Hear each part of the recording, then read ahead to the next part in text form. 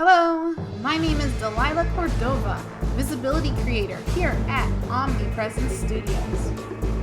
We expose the world to our interviewees' unique products, services, and books, and we also help in their journey to go from undiscoverable to visible in a digital world. I am currently on a mission to conduct 100 author interviews, and we're talking about all things books, from publishing to new authors, and don't forget marketing. I would like to welcome you to our show, Marketing and Coffee, where authors come to get inspired and experience. Hey authors, you finished your manuscript.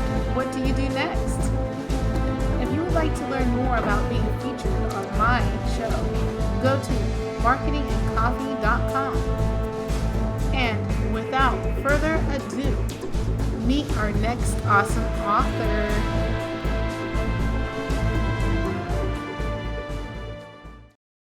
We got a one. Hey everybody, it's Delilah Cordova, and I'm here again for another awesome author interview. Yay! So with me today, I have Clifton PettyJohn. And Clifton PettyJohn is the author From Stagnation to Transformation. So let's give him a round of applause and give him some love, give him some hearts. Let's share the interview. Let's help this author spread the word about him and his awesome book. So, Clifton PettyJohn, go ahead and take it away from there and let the people know about you and your book. Yes, hello everybody. First, I want to thank you for this great opportunity and this platform that you're providing, not just for myself, but for other authors. But as she said, my name is Clifton PettyJohn. I am the author of From Stagnation to Transformation. It is a 21-day daily devotional, and it's going to give you some tools and principles that help you. But I've met a lot of people in life that hit kind of like a brick wall, per se. You may be successful in your business, you may be successful in other areas of your life, but you still feel like there's more, there's greater that you should be doing.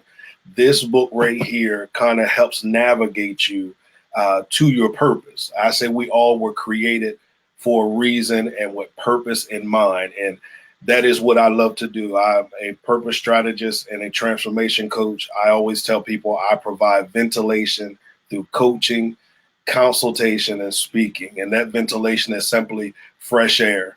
We've all been through life what we've been going through, and we feel as if it's so hard to breathe. If I could just get a vacation, or if I could get away from here, I become that temporary ventilation system for you to help you breathe, and we can breathe life back into your purpose, breathe life back into your business, breathe life back into you.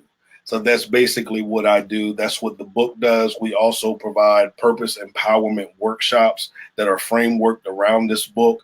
I'm telling you, it's exciting seeing people, number one, learn what their purpose is, rediscover what their purpose is, but most importantly, walk and execute their purpose. Nothing like it at all. Nice. I think that was one of the best intros that we've had for an author. Oh, thank you. Very good. Very, very good. So yeah, what inspired you to write this book? And what is there, as you're coming up with all this, the content to go into this journal, how did it come about? Basically, is what I'm asking. Well, I laugh about when people ask me about the process, because it's a 21-day daily devotional, as I said, or I call it also a 21-day coaching activation, because it's designed to motivate and push you towards action. Because in order for purpose to come about, we can take as many classes and seminars and workshops as we want to, read as many books as we want to, but until we put some things into action, we will never begin to see that transformation in our lives. So as far as with the process, I laugh about it because it took me about 5 to 6 years to write this book. And wow. 5 to 6 years, wow, yes, because it caused me to revisit some areas in my life that I kind of had ran from. And sometimes when you're learning what your purpose is or ready to walk in your purpose, you have to turn around and face a lot of the things that you run from. I use a lot of biblical references as well in the book. And one of the stories we use is the story of Jacob. And You know, Jacob was one who was known as a trickster in the Bible. He did whatever he had to do to get the things that he thought that he wanted. And he ran from, you know, those circumstances and situations until one day he came to grips with having to deal with what he needed to deal with, and his purpose hit him right in his face, and he realized it was greater than everything that he had experienced. So I took, as I said, some of these are my personal life experiences that I've had. Some are from other coaching sessions that I've had with individuals that were clients, and I put them all together. And from that, we've established principles within it and action plans within it that I believe if you follow it and you are consistent with it, it will begin to give you the results that you desire. I love it.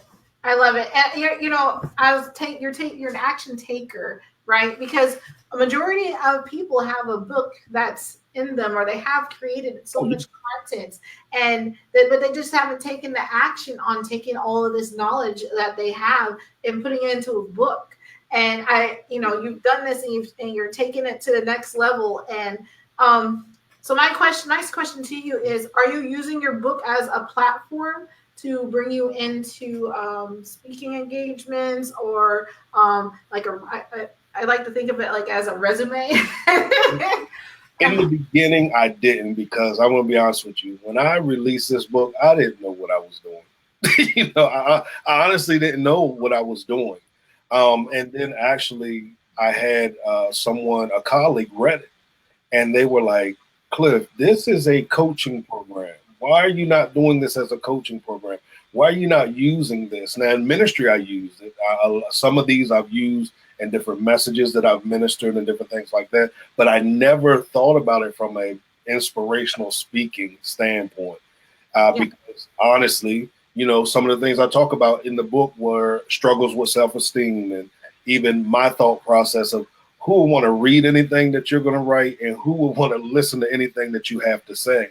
But the more that I started to let it out and put it on paper and share it with other people, you find out there's a group of people waiting for it. You know, they're waiting for you to come to grips with it and just take that jump and leap and go out there with it. So yes, we are. I'm actually now on my website. You'll see if you visit my website where we're launching a tour where we're encouraging those who are interested in the transformation, the From Stagnation to Transformation message, hosting a segment with us, or a session with us, where I come in, you get together 10 to 15. I like small groups, but I'm willing to work with larger groups. But you get them together, and we come in and we provide the skills, the tools, and the techniques for them. Nice. So yeah, guys, if this is something that interests you, make sure you check out the link. It's right here on the video. If you're on the post, it would be cliftonpettyjohn.com/transformation. So definitely go and connect and check that stuff out. It's so. And also, I'm sorry, but if you go to that link, also you'll get a free sample of the book as well. I always tell people, if you're hesitant with buying it, because some of you are here like, I don't know who he is. So I understand you may be hesitant with buying it, but I put up what I believe was one of my favorite sessions to write. And it's called They That Wait. And I broke that word wait down into 4 different words: W, work; A, anticipate; I, ignore; and T, trust. And I break those words down and how they all can tie into your purpose. You get that for free. So if you read that, you enjoy that, then go and purchase the book.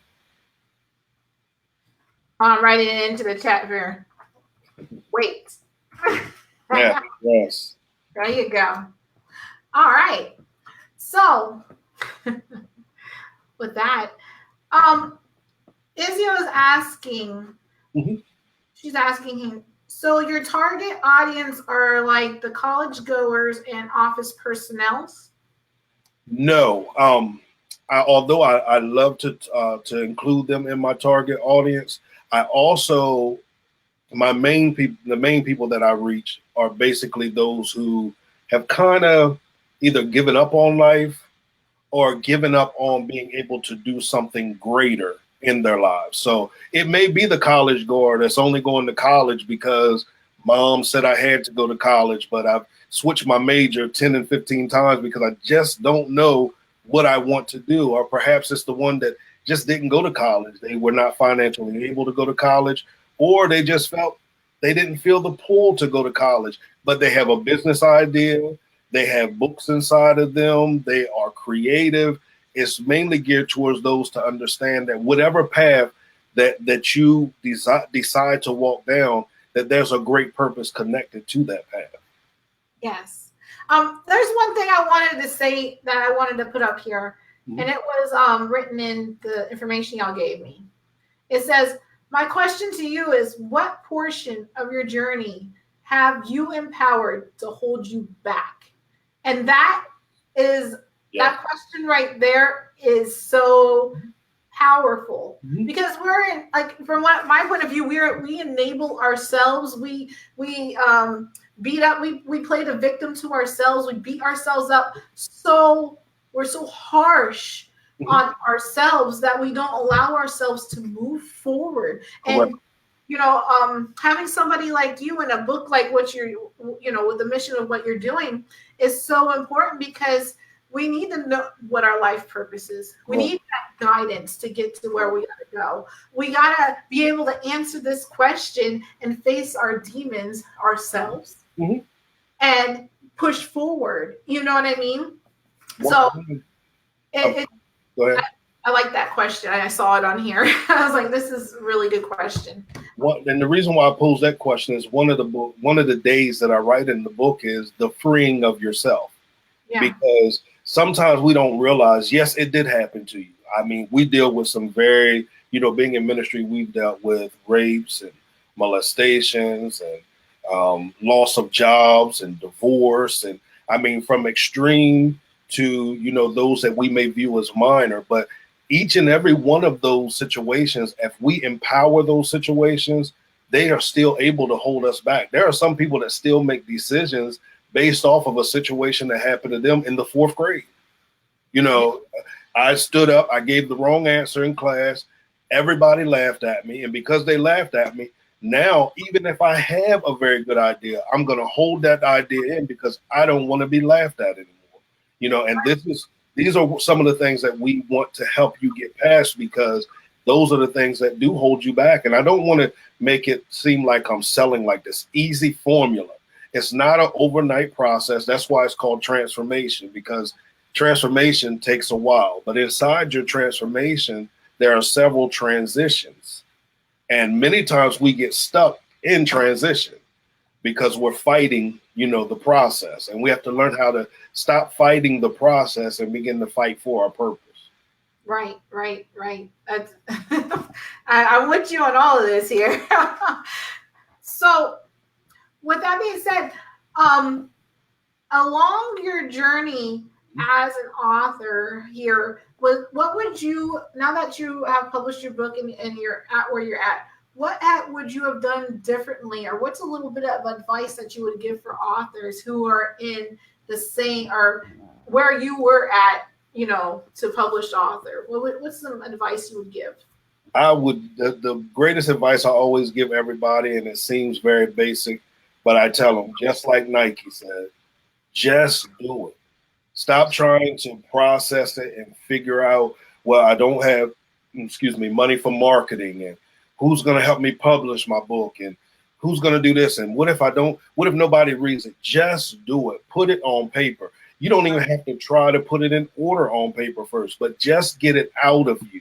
That is the number one thing that you can do. That first step in a new direction is one of the most important steps that you could ever take. And what you will find, what I've learned, is that the more that you do what you can do, then provision is made for you to be able to do the other things. So that's my encouragement to every young author, is just do it. Stop saying I'm waiting for the right time, and create the right time. There's no better time than the present.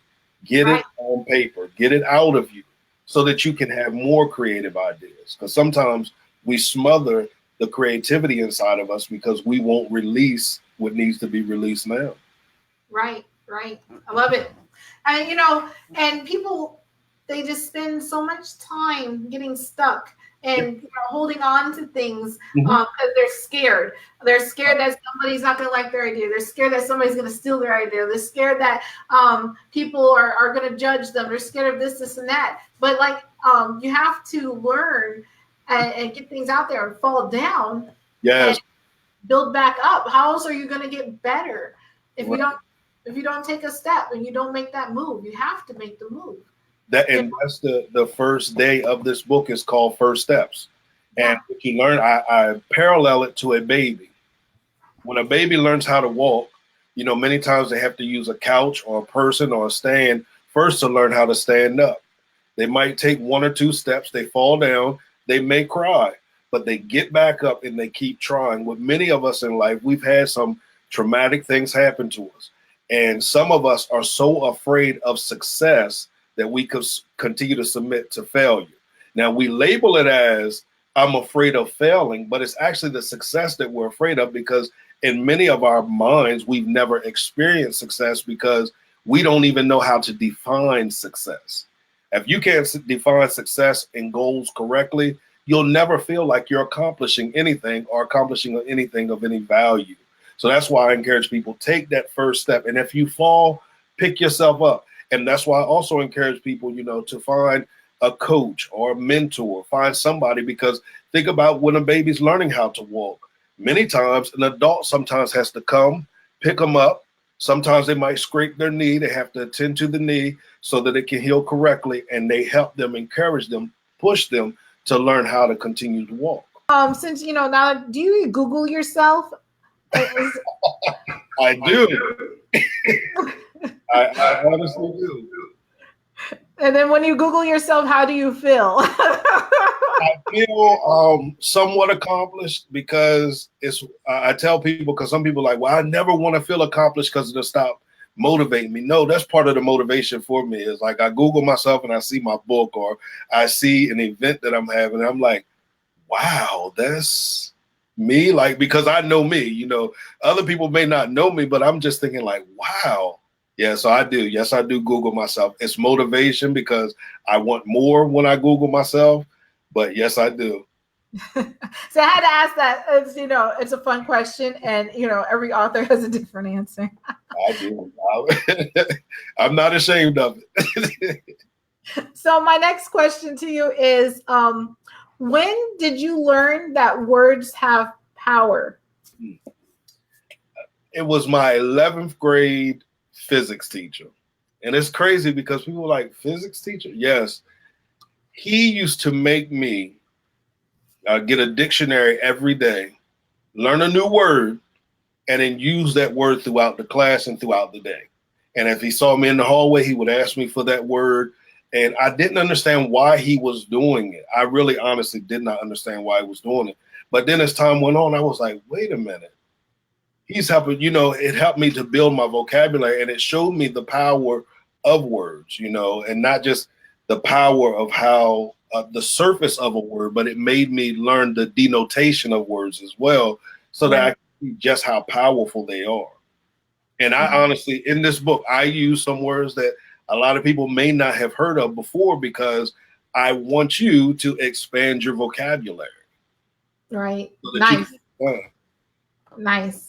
The words are so important, and then what you put out, what you say, and what you put out to the world, it can change things so easy, and you won't even know it. You would think that was something like little, but then when you said it, it was actually something really big, and you set off something you didn't mean to. And that's what I'm saying to people, how powerful your confession can be about your own life. I've seen it in the negative sense, and I tell people all the time, a lot of my clients say, well, I've said a lot of negative things about myself, and I say, well, look at what the result is giving you. Now, can you imagine if we were to take those negative thoughts and we begin to channel them to a more positive frequency, and we can see, let's see what goes on then. And I'm very big on confession. In the end of the book, as a matter of fact, we have an affluence confession that I give to all my clients, and I have them confess it each day. It's a confession over their finances, over their emotional health. It's just over their, from the education standpoint, from the business standpoint, it's a confession that I want them to keep confessing until now it becomes a part of their everyday life. Nice. Nice.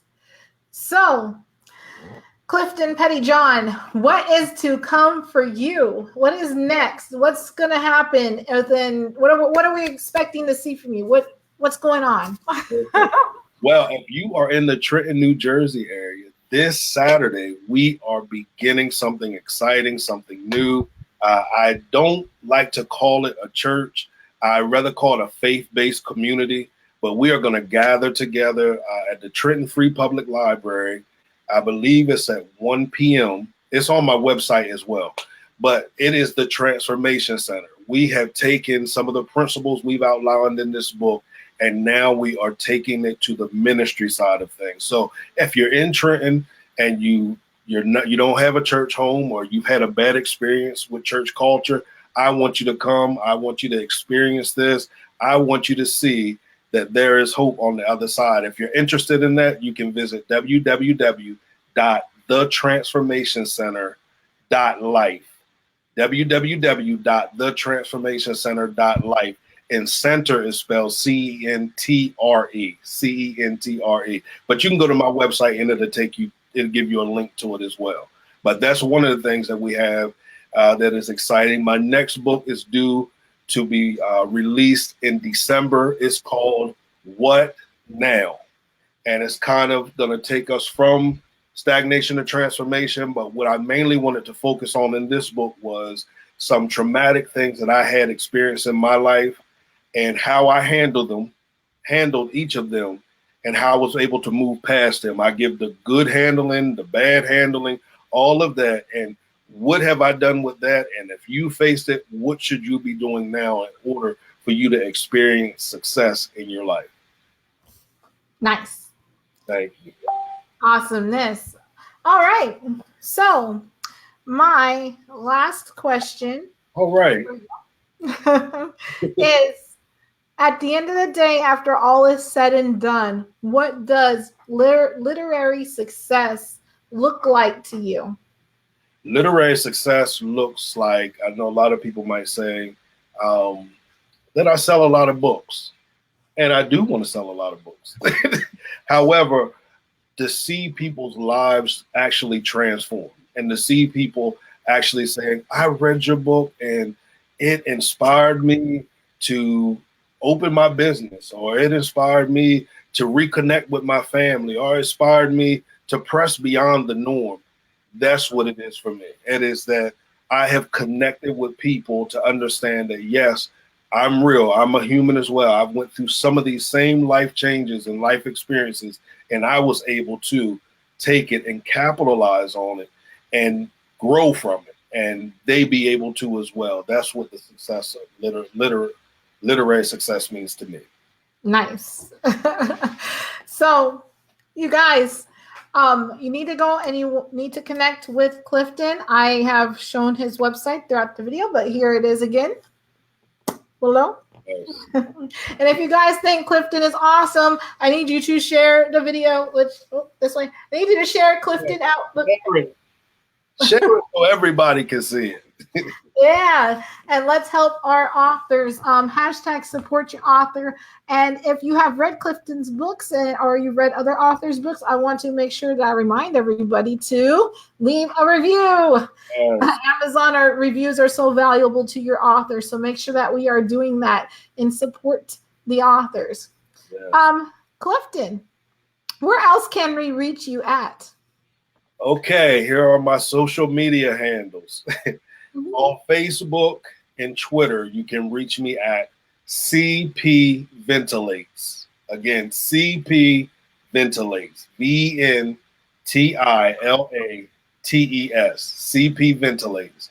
And on Instagram, you can reach me at Clifton.PettyJohn. If you also would like to call and schedule an initial consultation session, you can reach me at area code 302-648-5544. All right. I'm just going to add this up there. Okay. Free consultations right there, guys. Right there. All right. So with that being said, Clifton, thank you so much for coming on with us today. And thank you. It's been really awesome to talk to you, especially about your mission to help people to find their life's purpose and not be stagnant in their endeavors, and becoming super clear on what they got to do. So great mission, and somebody has taken on. I think you're the Superman to do it. So march on with power, soldier. I appreciate that. Yes. And with that being said, I want to thank everybody who came through today and left comments and gave us likes and hearts. If you're just now watching, make sure you hashtag replay. And if you guys continue to have questions, go ahead and leave them below. I check my videos and comments all the time, at least 20 times a day. So the author will also be watching this comment stream. So you guys ask away. And as always, support your authors. Thank you, guys.